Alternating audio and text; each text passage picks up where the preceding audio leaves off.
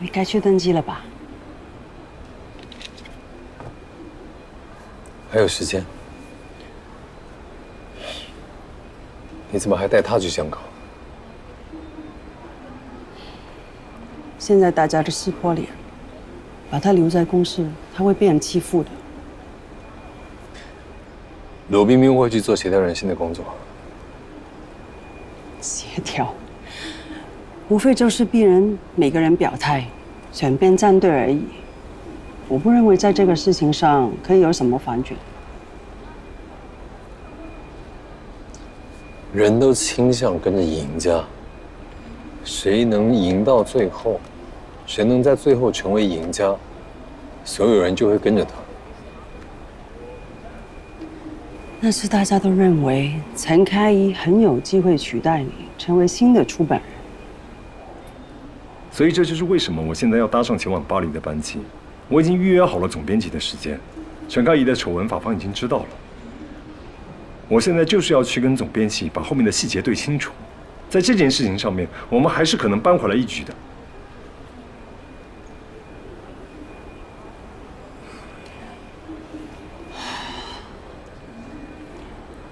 我还有3个小时才登机，我想休息一下。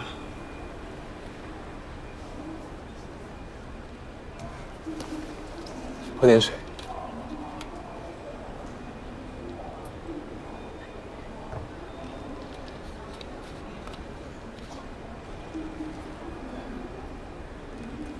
你觉得这次去香港成功的几率有多大？我跟我爸和我哥已经谈过收购的事情，他们会帮我联系最能直接帮我的朋友，我也会去见几个投机界的前辈。在这个事情上，最基本的认识还是没问题的。你父亲有说什么吗？他第一句就问我为什么还要帮你。你怎么说的？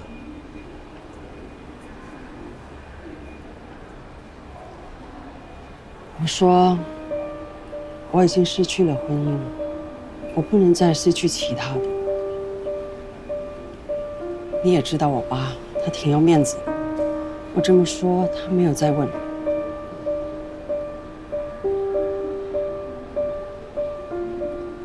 你怎么就失去婚姻了？你为什么要说你失去婚姻？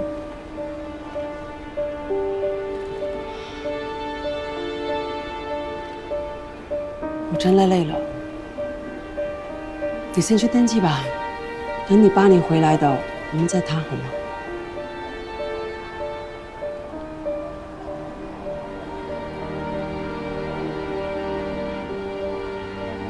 谢谢。无论如何，谢谢。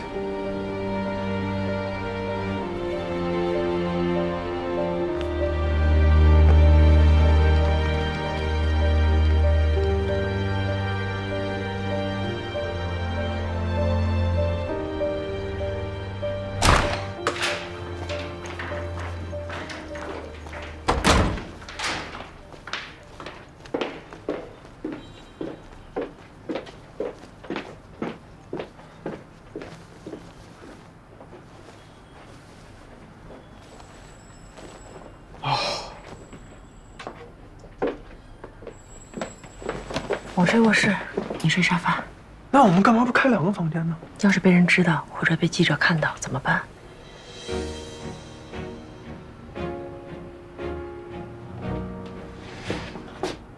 我真的很累了。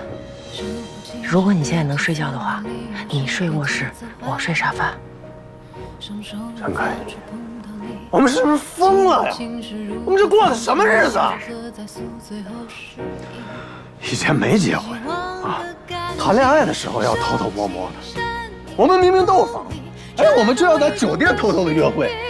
现在结婚了，不用偷偷摸摸开房，我们就要假装开房。我们到底怎么了？我真的很累了，明天再说。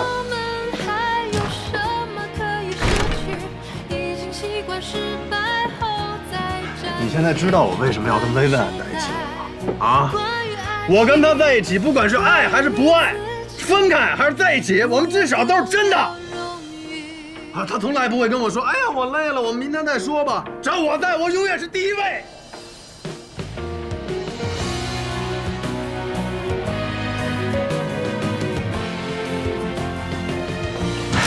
我建议你啊，最好别离开这个房间，外面有记者，要是被记者查到，我们更说不清了。你不可能跟所有人都说你看见过飞碟。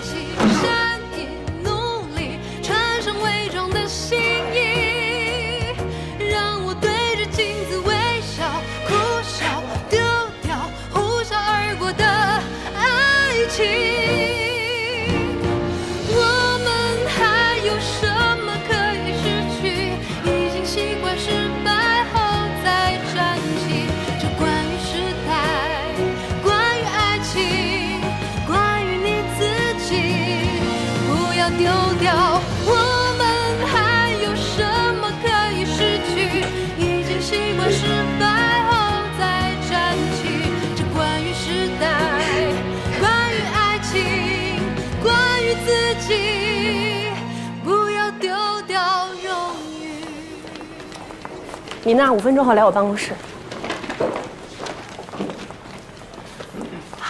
3件事。如果这段时间给大家出入大厦带来什么麻烦，我向所有人道歉，但是绝不能影响工作。第二，任何人不能接受任何渠道的采访，所有口径必须统一到公关部。第3件事，我结婚了。喜糖等一下让李娜发给大家，不办婚宴。不办派对，不收任何礼物。下月刊所有选题，今天之内我必须看到。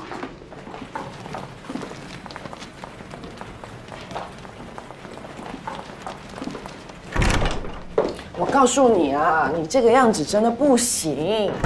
你今天走货梯，他们明天就会去火梯那边蹲你。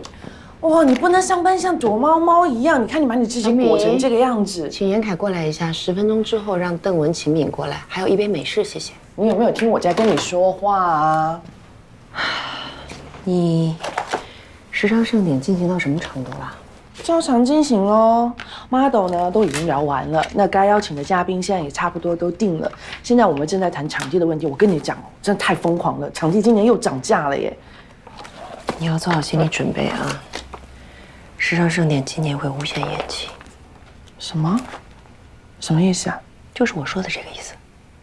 总部下通知了吗？没有。那为什么？你觉得现在的局势来看，盛典还会如期进行吗？但我们都已经谈得差不多，就差最后签约了耶。不是还没签吗？玛丽啊，我们要开始打仗了。这一仗我们不能输，所以必须要专注。进。这里没有钱，去买点喜糖，买好分给同事们。好。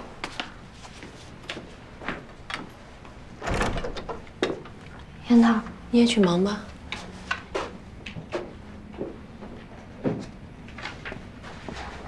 时尚盛典无限延期了。延期了。找你不是这个事，坐。新媒体事业部要做起来了。我想让赵鑫做负责人。挺合适的，他之前做了个公众号，影响力也挺大的。我安排人配合他工作。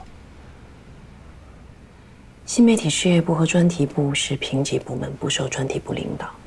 新媒体事业部的人员，请他自己选。以后你们会是竞争关系。竞争？新媒体事业部和专题部是2个独立的内容部门。产生的费用和效益独立结算，每年都会有考核，考核的结果直接和年终奖金挂钩。好。还有，从今天开始，你不只是要做专题总监，还要兼任代理副主编。但我现在没办法公开这个消息，你也知道原因是什么，所以做好持久战的准备，好吗？进。我的意思说明白了吗？明白了，走了。还有，回去给内容部的人开个会，这2期稿子质量下降的厉害。邓文，哎，把那些楼下的狗仔队赶紧给我搞走，不管你用什么办法。好，交给我。公关部拟个通告，宣布今年时尚盛典延期，具体举办日期待定。那什么原因呢？不可抗力。行，我去办。秦敏，公司成立新媒体事业部，招新做负责人，你约谈他一次，看看他对人力待遇方面有什么需求，能满足的尽量都满足。行。尽快找一个新的广告总监。鲁彬彬的辞职申请，上面还没批呢。不管他，我找的公司已经开始跟法方谈收购盛装的全部细节问题，2周之内会有实质性进展。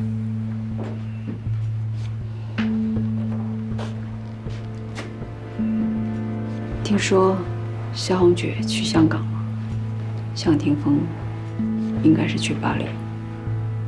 别被他们的节奏影响。从现在开始，盛装会进入一个短暂的权力真空期，我们一定要好好把握这个阶段。第一，我们不能乱；第二，杂志的工作不能乱；第三，该推进的工作不能受影响。在事实层面，要保证对盛装的实际操控，明白吗？明白。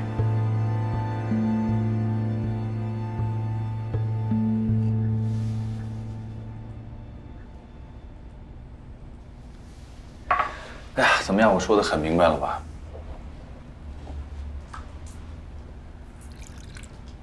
怎么不信我呀？还是说不相信向总和萧红雪能赢啊？哎呀，公司现在洗牌是早晚的事情啊。当中间派没有意义，说不定第1轮就被淘汰了。所以啊，两边的局势你们也看到了，已经那么僵了，必须2选1。为什么要选萧红雪？刚才我说的很明白了。你看你们2个人，咱们都是那么好的朋友了，赶紧做决定。你说的呢，我当然听明白了。然后呢？帮你，妈，也不是不可以。你说是不是，小潘？对，你这么一说，感觉我俩还挺有分量一样。对呀，我们俩在公司都是小人物，说句难听的，都是没人重视的。对呀。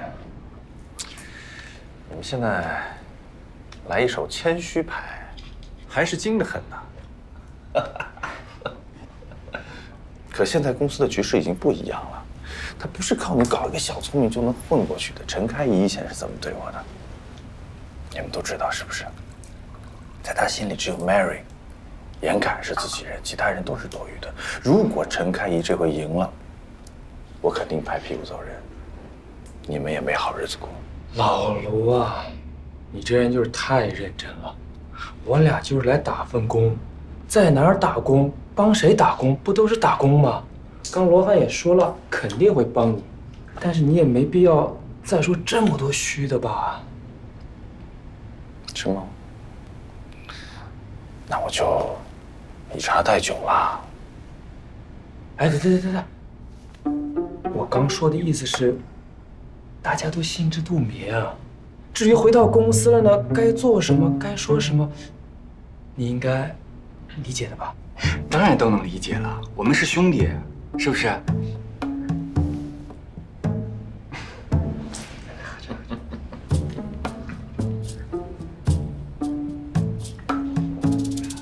？Sherry 啊，这些衣服都要做防尘处理啊，都是为盛典做的，这些准备你不要弄得灰扑扑的嘛。这边挂到这边来。是不是心里不舒服啊？上班了，老板吩咐什么就是什么，没有什么舒不舒服的。我知道，你为这次盛典做了很多准备工作。哎，那个礼服系列啊，单独放在一个柜子里，到底要我讲几次才能记得住啊？用心啊！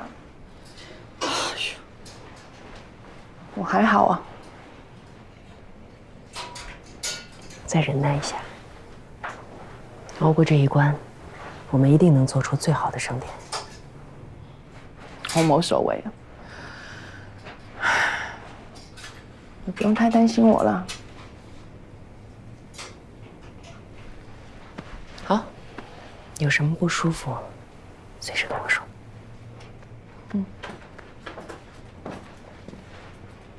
你要出去啊？对啊，见一下品牌负责人，解释一下盛典延期的事情。那边货梯也不要走了，那边现在也有人开始蹲了。放心。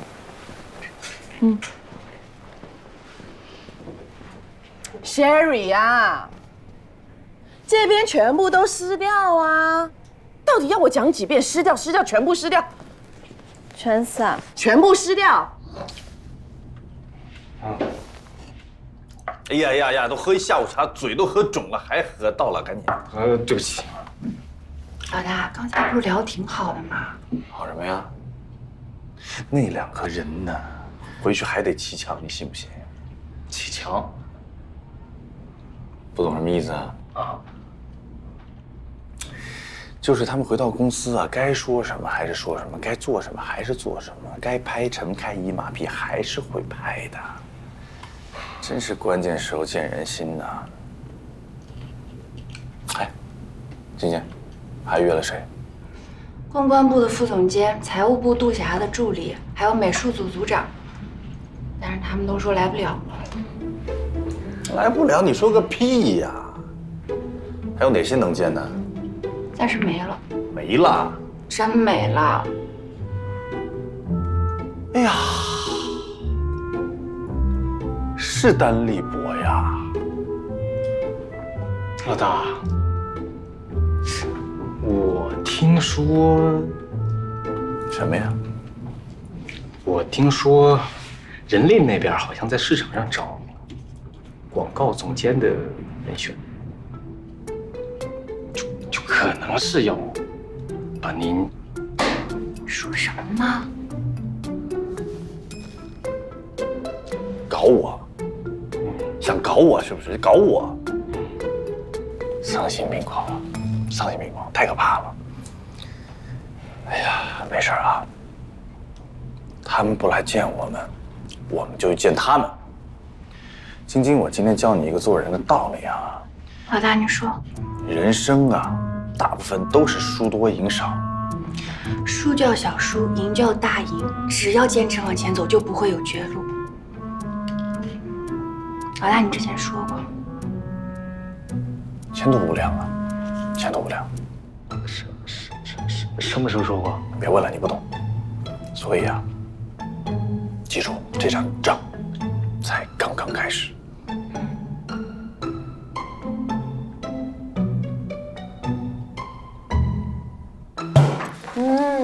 好吃哎！老板你怎么这么好？凡是试菜这种事儿，你都会过来找我。呀，这是必须的吧？嗯。哎，这道菜啊有个名儿，叫月上六烧。这是牛排，起这么邪乎的名字干什么呀？哎呀，你这里边学问大了。月上六烧头，人月花魂后。知道什么意思吗？哎，对了，跟你住一个屋的这个同事，你们现在处的怎么样啊？挺好的呀，他去香港出差了。哦，哎呀，是哈，你说白天你俩在单位低头不见抬头见的，是吧？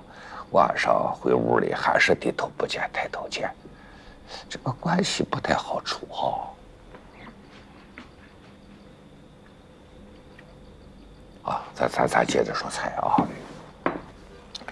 你看这个盐啊，像不像月亮？是吧？你再看这个植物，就是柳树枝儿，是吧？老板，有什么话你就直说吧，你这样我真的害怕。好，咱言归正传啊。你呢，年龄不小了吧？来这个城市，年头也不短了吧？是不该成个家了？咱是不该有个温暖的窝了？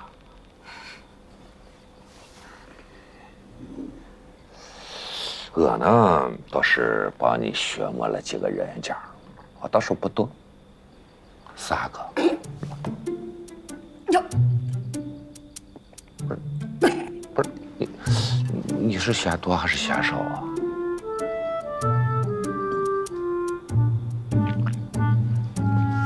老板，我知道你是为了我好。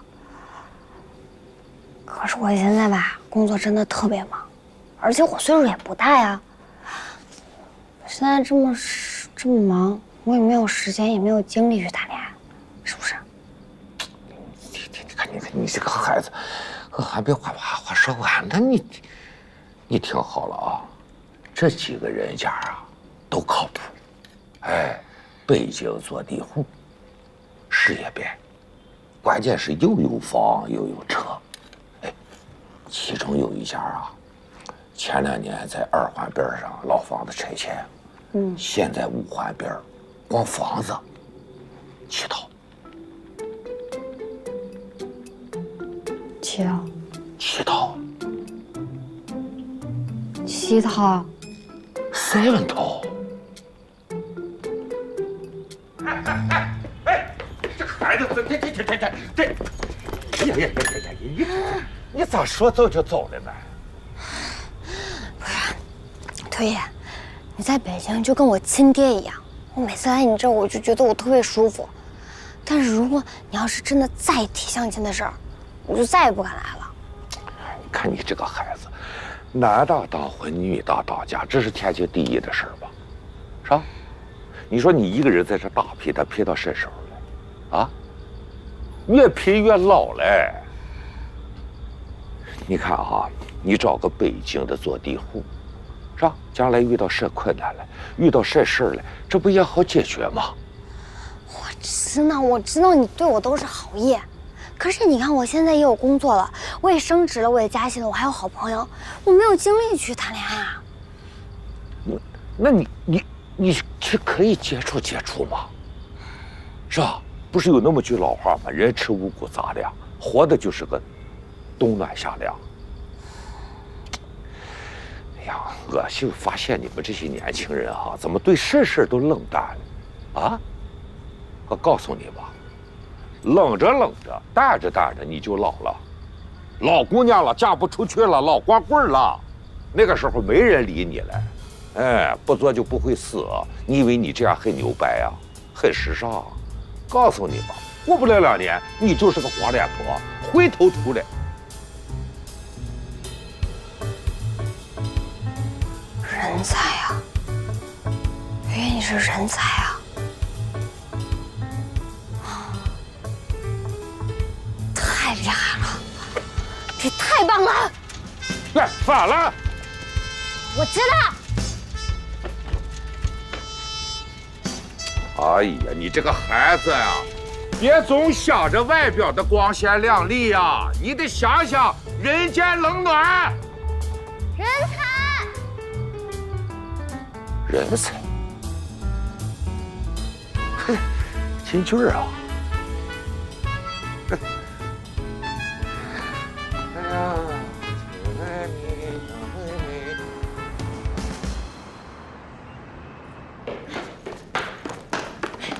哎呀，哎，干嘛呢？风风火火的啊！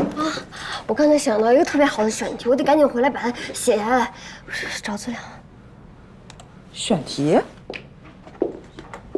什么选题啊？名字就叫《写字楼人生 PK 胡同里的智慧》。这名字，哎呀，听着。内容打算怎么做啊？我打算呢去采访10个在写字楼上班的白领或者是金领，问他们3个关键词的问题，一个是什么是真的理想，什么是好的爱情，什么是对的人生。同样的问题，我再去问10个生活在胡同里的那种大爷大妈，就是特别接地气的那种。我明白你想做什么了，有点意思，但是这个题目太大太笼统了，就最好能找到那种更精准的、更小的切口进入。什么意思？你别说话。焦虑，做焦虑。什么意思？这个选题你来做，名字就叫做“写字楼的惨烈人生 PK， 菜市场的悠闲时光”。我们以为我们都挺好。不是欣姐，这标题这么长，我们放在哪个期刊里面啊？放到新媒体平台啊。今天下午齐敏找我聊过了，公司要组建新媒体部，我是负责人。我要开一个新的公号，叫“时尚实验室”。这个选题你先做，具体放到哪一期我来定。你愿不愿意来新媒体部啊？哎，只要你愿意来，我答应让你做专题编辑啊，怎么样？我当然愿意啊，但是我流程编辑的工作怎么办？那个我去找秦敏聊啊。最重要的是你愿不愿意？我愿意啊！谢谢您，欣姐。呀！但你觉得我行吗？我觉得就凭你回来记选题，你行。我去，欣姐、李娜，哎呀，这木头这次又有麻烦了，你们快看呀，快看视频，怎么了？网都炸了。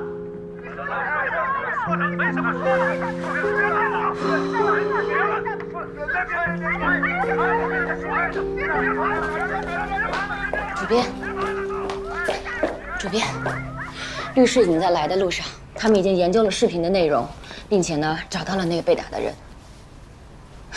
然后呢？比较麻烦。怎么麻烦了？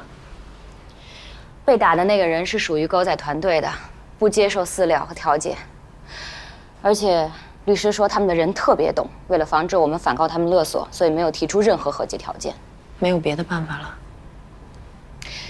其实私下里我跟他们这个团队是打过交道的，他们都有约定俗成的报价。多少？封口费200万，还不包括被打人的医药费和安慰金。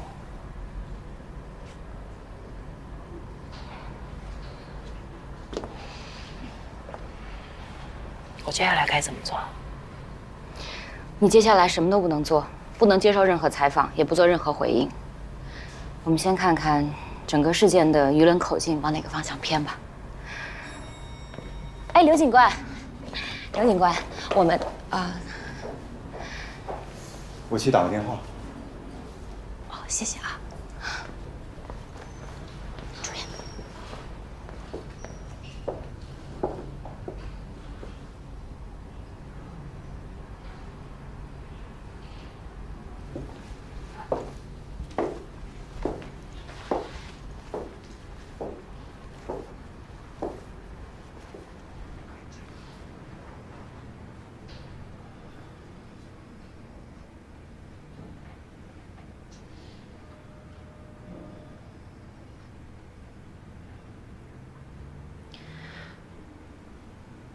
疼不疼？律师很快就到了，现在情况比较棘手，不是很容易处理。我刚才咨询过邓文了，我现在不能站出来替你说话，请你见谅。不过你放心。等到合适的时机，我一定会。我没工作了。什么？公司派人查了我的账，有些问题没办法说清楚。领导让我自己辞职走人，免得大家都不好看。唉，完了，我什么都没有了。不至于。一份工作而已。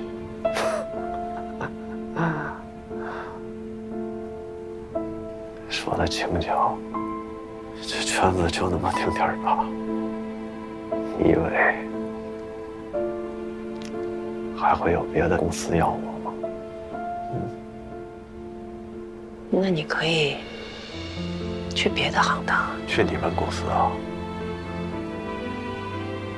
我所有的资源、所有的关系都在这个圈子里，我攒了将近10年，没了，全都没了。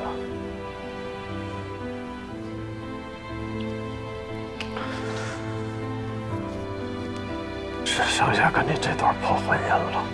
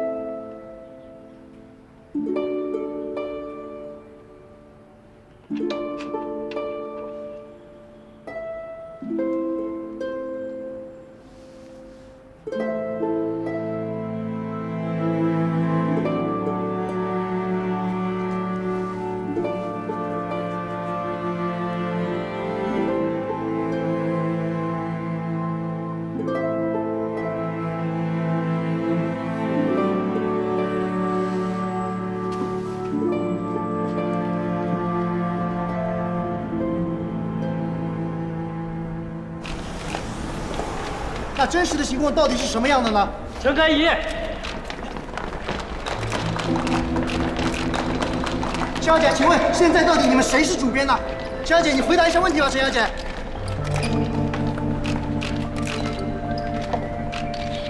你刚刚问的是什么？两位到底现在谁是真正的主编？我们也在等待总部最后的定论。所以你并不承认萧红雪是主编，对吗？萧红雪是不是主编都不大需要我的承认。还是需要的，不然外界会对我们有所误会。外界对我们其实更多的是关心。在这儿呢，我也要谢谢大家一直以来的关心。只不过你们每天这样围着，确实影响了我们的工作。大家毕竟是同行嘛。有几句话我非常想借着今天这个机会跟你们坦诚沟通。这段时间，我确实始终回避你们，并非害怕或者恐惧，而是认为没有必要。媒体是社会公器。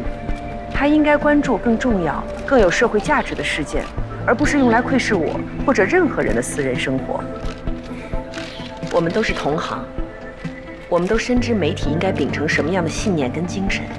我们应该坚持那些正确的但是艰难的信念，而不是去选择那些粗鄙、容易的事情一头扎进去。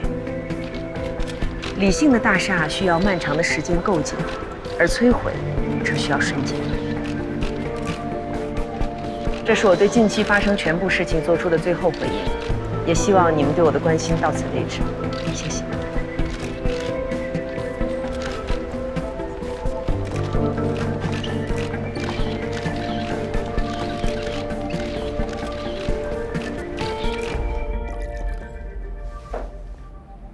谢谢。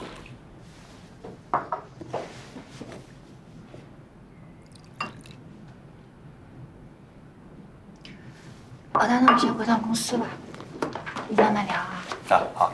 拜。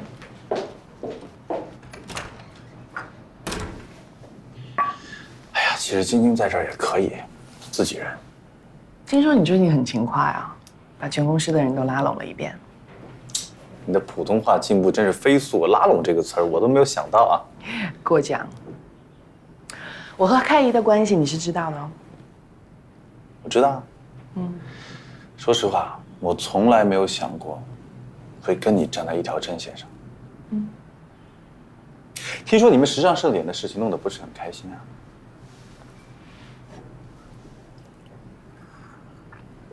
你知不知道时尚盛典为什么会无限期的停摆呢？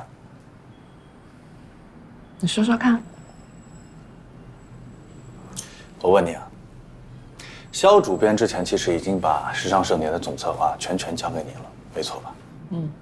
而且在接下来，无论是从策划、筹备、创意，肖主编也都没有干涉过你，是不是？如果不是陈开怡突然弄了一个什么资本的幌子啊，临时换回了话语权，时尚盛典品牌赞助、广告商，你我都非常清楚，就差临门一脚了。但是陈开怡弄了一个什么不可抗力？什么是不可抗力啊？